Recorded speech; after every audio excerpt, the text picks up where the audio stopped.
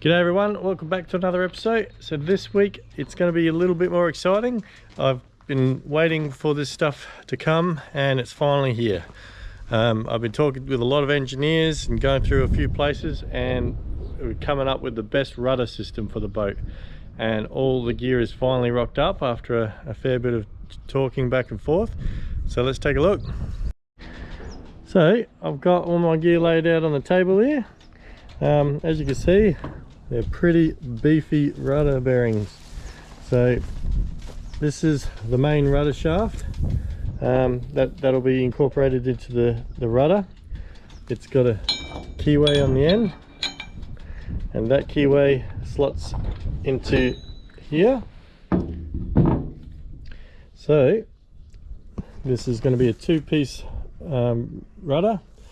This basically is a shaft that penetrates up into the hull, and then it bolts on external of the hull, so that'll be in the water, and that all bolts up, and then the rudder starts from here down. So we've got the bearing carrier here and all the seals and the tiller arm. So that's just a retaining plate made out of bronze, and then we've got a tough knoll bearing in here, and here's some of the seals. I've still got to get a couple more seals, and then there's another bearing that goes in between here, which all gets greased up with this grease nipple that we put on the side, and then another seal goes on top of that, and then the tiller arm sits on top, and that's what steers the rudder. Now what's interesting about this rudder setup is this little gadget inside here.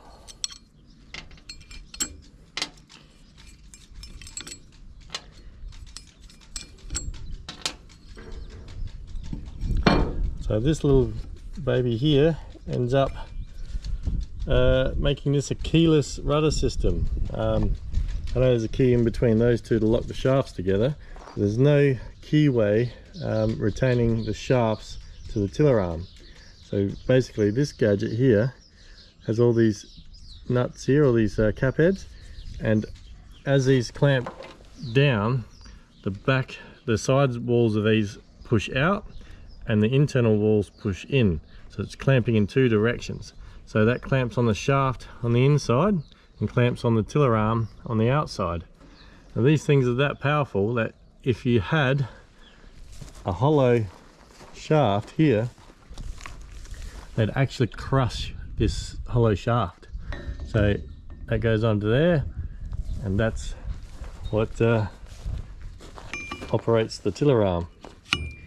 So these bearings, that I've got a bearing on the bottom of the tiller arm, and that matches the contour of this surface here. And the bearing that's inside here, they're tough knoll bearings. It's like a cotton resin material. That's all machined perfect.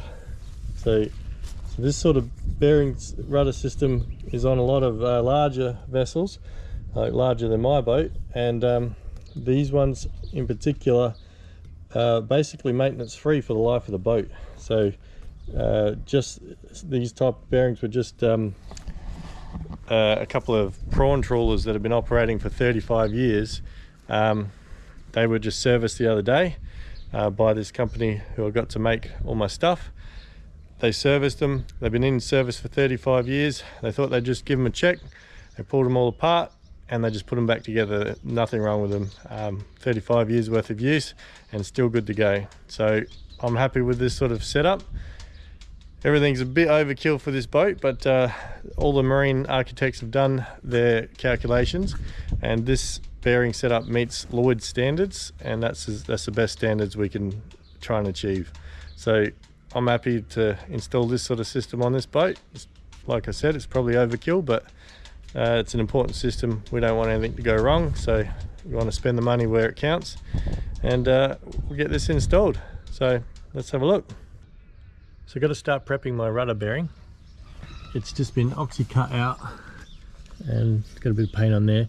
We've got to clean up this hole so it's nice and round and not all undulated with the oxy cut. Got to do all that prep work. Then we've got to go inside and prep the paintwork inside for welding in the new rudder stock.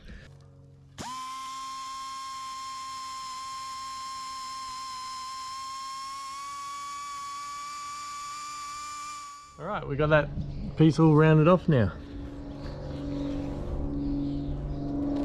No more bits of oxy cut dags, and we just use the die grinder to clean it all up.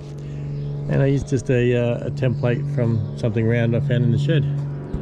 Alright, my next step is to take all the paint off in here. So we're going to have a rudder stock for the bearing go on here, and it needs to be welded, so I'm going to prep this area for welding by taking the paint off.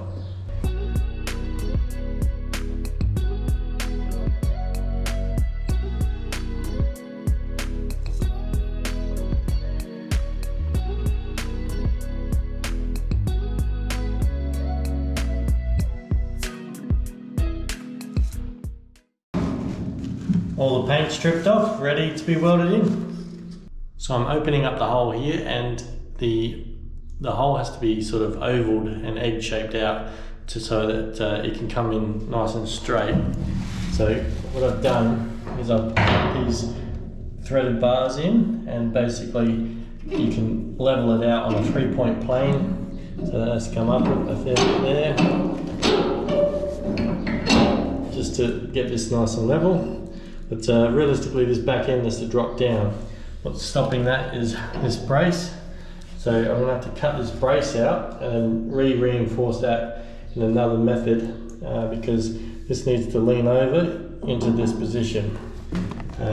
This is a very big rudder bearing, and it's a little bit more encumbrance than the previous one that may have been here. So I'm going to have to cut this out, level this off, and see if I need to egg out that shape a little bit more.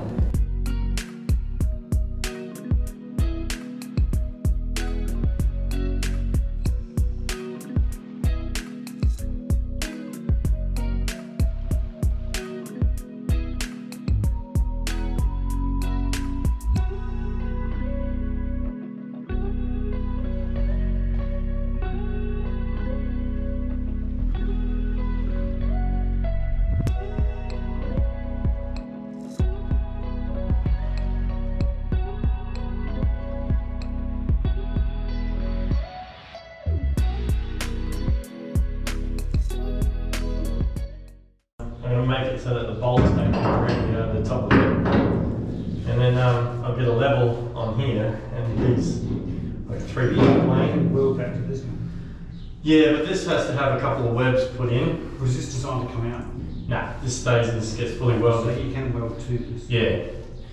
Except for I've got to have clearance for those bolt holes, so I may end up just cutting that completely out, like yeah, and then sort of going across, and then I'll probably just get some of that thick bar that we got the other day and weld across there, and then up to that, and then across to there. Twice this trim? Yeah, this one doesn't do much. So I decided to cut this completely out because it was just too much in the way, and we're just going to have to box it in and reinforce this web in another way. So I've got a clear hole here, so we can take this this shaft down as low as I need to now, instead of having to compromise. So we'll get that right now, and we'll deal with the reinforcement later.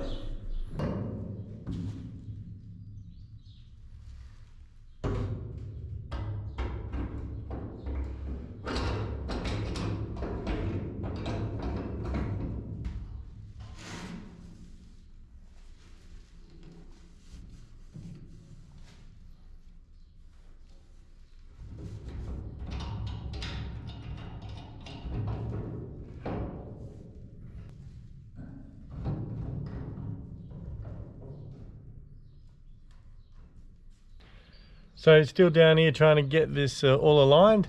What I've done is put the shaft that'll penetrate through the hull up through in with the bearing carrier inside. So that's all where it's going to be aligned. I've then bolted up the shaft that will hold the actual rudder to that, and dropped it down as far as it can go, and then just by using a straight edge, getting it as parallel as I can,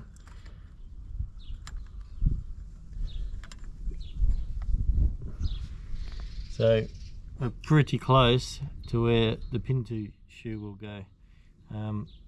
So we're within 1 millimeter going this way, and I put it on this side as well.